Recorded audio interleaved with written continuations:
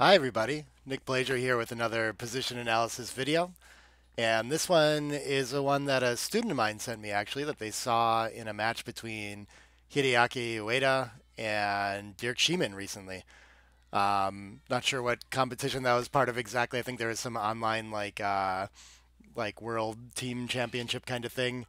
But I love this position. I really enjoyed studying this one and kind of testing my strategic insights. So as you kind of like settle into figuring out what you might like to do with this, I think it's a good one to look at what strengths and weaknesses each side has and try to pick the right game plan from there. Um, but yeah, so I do these every Monday and Thursday. So check them out if you like these videos. Please like them, subscribe to the channel, all that fun stuff. Really appreciate all the feedback I've been getting from y'all too. It's always super cool to see the comments in the YouTube chat. Always trying to improve them too. I'm starting to number them on feedback, and hopefully this format with the larger screen and everything is working a little bit too.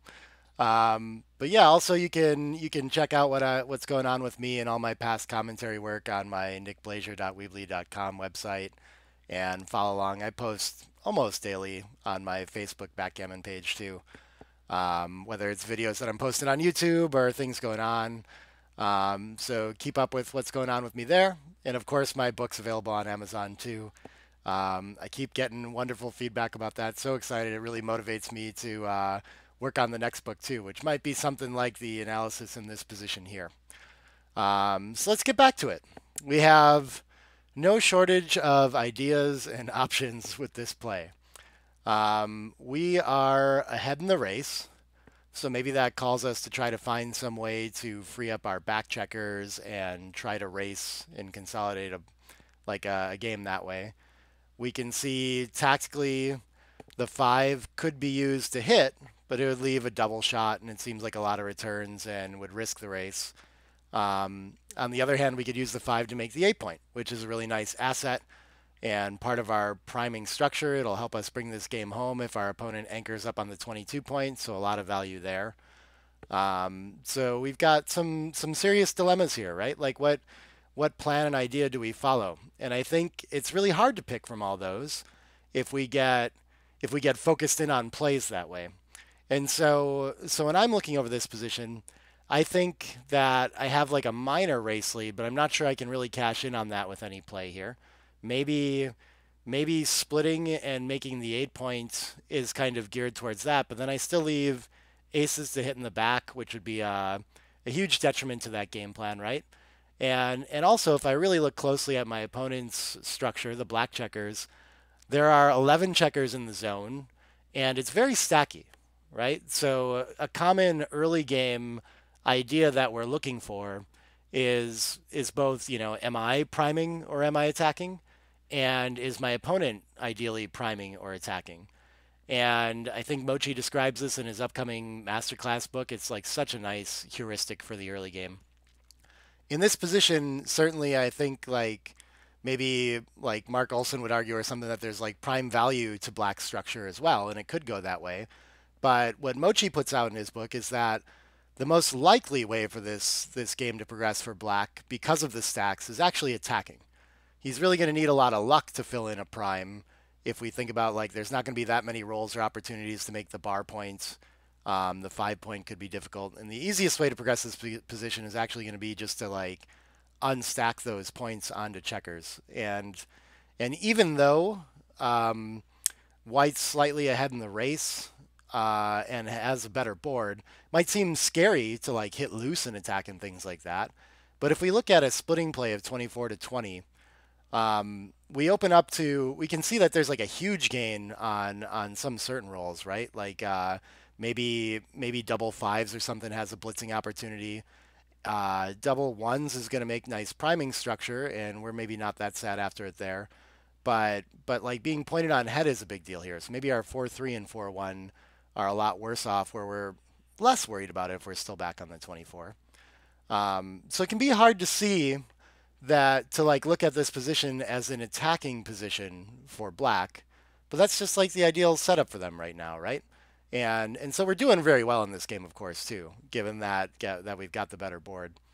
Um, But any sort of roll like that too, where black can make a new point, is going to be extremely valuable for improving their structure here too, right? So it's starting to push us into, well, I guess there's some tempo gain here and some reason to stay back on the anchor.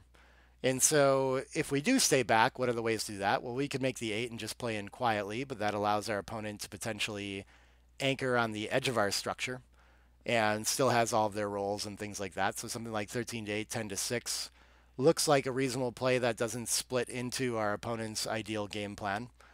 But even better with the 3-point board, even though it leaves a double shot, where I'm really pushed in this position is to hit off the edge of the structure and then play down with another checker 13 to 9. And there's a bit of a dilemma there between bringing another checker into the zone or just bringing 10 to 6, which is going to work to cover both blots anyway, do a lot of nice things.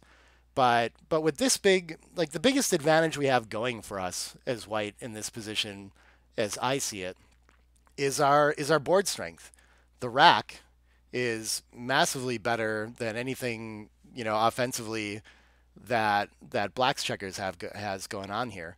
So I think the best way to play into that when I'm looking over this position is to find the 8 to 3 hit. We get a dance on a quarter of the rolls, right? 20 of the rolls our opponent's going to hit, but if we bring more checkers into the zone, we're still following up pretty well on that. And we don't mind being hit so much yet, given that we have a 3-point board and our opponent has just a 1-point board. It's not scary yet, really, right? So if our opponent had maybe more structure, maybe we'd have to find something a little less loose here. But so after spending some time with all the different options, I know it's very great to make the 8-point, and so I'm tempted to do that, and it's often hard to talk yourself out of making an asset in favor of a loose hit and board, right? But here it feels like if anywhere strategically there's a call to do it, I can see that, and I can see it in this position. So it feels like our best game plan is actually to take our opponent off the edge of the prime and maybe get some priming value there. And also we get a lot of attack value by hitting and bringing another checker into the zone and just focusing on our big offensive lead that we have here right now. And so if I pull up the results here, we can see that the best play does involve hitting 8 to 3. And we do have a close second place with this 13 to 8, 10 to 6. It's a fairly close theme there, right? We're only giving up the ace. Our opponent isn't going to run so easily. And at least we're not opening ourselves up to being, blitzed on the other side of the board. We're not opening up any sort of offensive game plan with any of the top plays here. We can go for more here, but this 24 to 20, 8 to 3 play, it's within range and it's close. The only issue with it is that it tries to solve both of our problems at once. It tries to get our back checkers moving when we're when we're missed, and like allows us to maybe make an anchor here, and also takes the tempo away, hits, and plays into our attacking game plan. But a lot of times when we start to move towards a blitzing game plan, we like to just focus on closing that out in the follow-up. And here that seems like the case to me. I'd rather play the 4 into the zone somehow to try to follow up on my offensive threat, and I'm not too worried about needing to anchor yet. If I get hit in board here, I'd rather have more checkers ready to continue the attack now that I'm down in the race than I would have the chance to like immediately make an anchor with a 5 or something. That extra checker will help us out there. So I think the down with the follow-up is really important. And then a distant way off is just playing passive in this position. We really can't in this one. So if we play 13 to 8, we can look at this final position here too, and 24 to 20. It seems like a reasonable and natural play with our racing lead. Our better board might make it a nice time to try to make a bid for an anchor. We can try to run after that and things like that too. And we have this nice structure in the 8-point that we gain by making a play like this. So what's wrong with this? It's exactly what we talked about already. It just gives our opponent their full roll to potentially improve their offensive position. A lot of other rolls will make the anchor and negate a lot of our offensive threat. And so even though we get this huge asset out of the 8-point, this is more of a tactical concern in this position. And the strategy points us to going for an attacking play, right? And so this is a thing that I hope I can find some way or structure to express in a book. I'm going for that for sure. Is that in backgammon, if we find the right strategy the right plan, the thing that the position's really calling us to do, that's usually going to lead to the right play. And sometimes when those things are close, tactics can be like a decider here.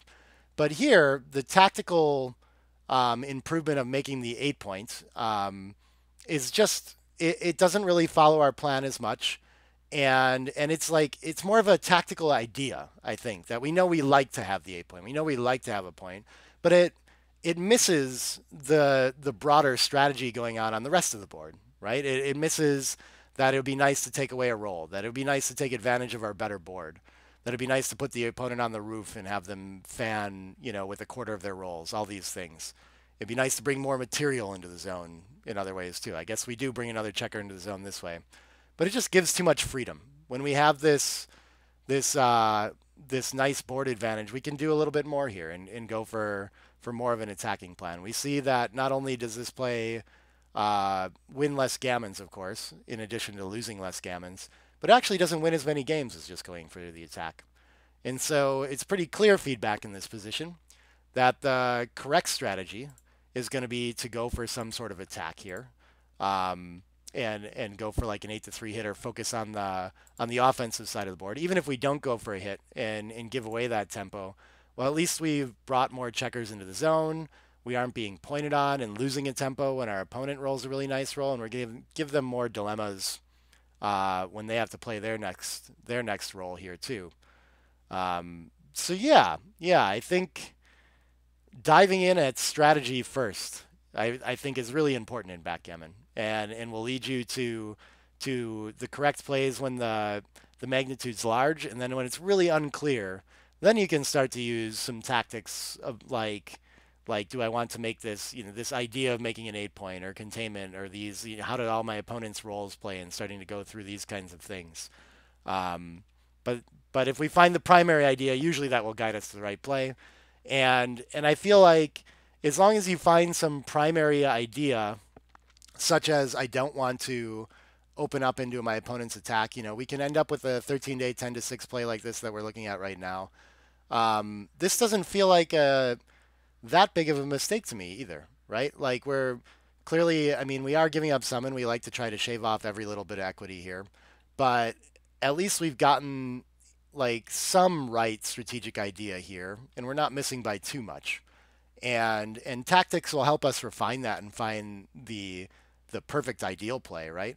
And so a lot of times when I'm doing commentary, I kind of talk about it from those terms too, is like finding the first number that's super important. And if we find that it's either, 13-8 or 8-3 or something like this, that can help a lot. There's a big strategic piece there. And then the 4 follow-up is a little more tactical, as long as we've already figured out as well that the 4 should not come from the 20, then we're doing pretty well, right? I don't know, maybe it makes this play confusing or something like this, but yeah, I think I end up approaching positions that way a lot too. And that's what makes this one tricky, is that both numbers feel kind of primary to our strategic goals. So it's hard to just pick one to go with. But a lot of times positions will let you do that. If you notice that it's really important to hit with the 5, and then you're going to find a 4 tactically after that and try to pick of best choices. That's a way to kind of reduce the problem set of backgammon too, is you can split it into halves and try to find your best option with each piece of that. So yeah, complicated position. I think this is one that I think Hideaki found the split and cover, and I mean, I get it. As we talked about, the merit of it is that we're ahead in the race, we're fighting for an anchor, and we're trying to just progress more of a quiet game around with our big structural advantage. But, the issue with it being that it doesn't go for quite enough.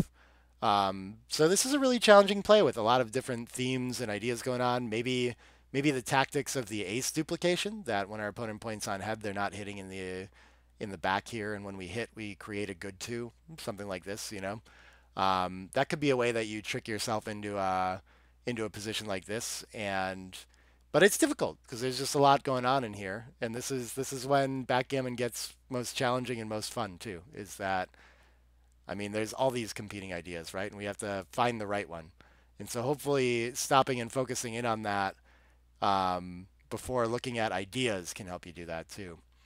Might be interesting too. I haven't thought about it too much here, But sometimes a thing that can help you find those strategies too is if we look at this position without a dice roll, what are we really hoping to do here? What does it look like now without a 5-4 to play would be maybe our best roll or our best follow-up. I guess we really would like to cover the 2-point and continue that attacking threat with no risk. Maybe like a 5-1 to hit and cover would be really nice. Maybe there's some other really strong rolls in there too that I'm missing. Maybe when we can't do that, making the bar point to improve our offense looks pretty good. 5s just to cover the 8 look pretty nice too. Maybe we're not always thinking about hitting loose on the 3 here, from the start. But the thing I'm not really looking at here is before the roll comes out, I'm not thinking, wow, what I really need to do is do something about the checkers on the 24 point. I feel like I have a lot of room to play from my midpoint to continue an attack. I have a big advantage there. And so strategically, before I even roll the dice, I'm thinking, how am I going to follow up on this attack? I'm like a little loose and bloody around, and I want to start to consolidate, but keep the pressure on my opponent and hopefully not let them anchor and get into that simple game. My best path forward is to just like blow them off the board. Double 5s would be really nice for that. Something like that, right? And so if we're already in that mindset of like the position's calling us to continue the offense and not really worry about the 24, maybe when the 5-4 comes out, we're already primed to be looking for the right kinds of plays, right? Then we can at least think about, maybe if we're worried about hitting loose, then something like a 13-8, 10-6 comes more naturally instead of moving to the back checkers when the position wasn't really calling for that. So that's another way that maybe you can get to sharp plays in this kind of position. But all right, I've rambled a long time about this one. There's so much going on in this, and I love this position for that. Spend a lot of time with it. I'm sure you could go through variants and figure out ways to make the splitting play better if you found the right conditions, all these kinds of things. And that's a great test too. So I talked about we're not that ahead in the race. We have a much better board. We're more worried about attack than prime. So if you change some of these strategic features of the position, can you find a position where splitting would be really important here? And that would be a better use of our 4, for example, or even running something like this. All that should help you study the game and get better at situations like this where we just have a ton of options and it's really tough. So yeah, thanks for tuning into these. Hope you like this one, and I'll be back with more videos soon. Bye, everybody.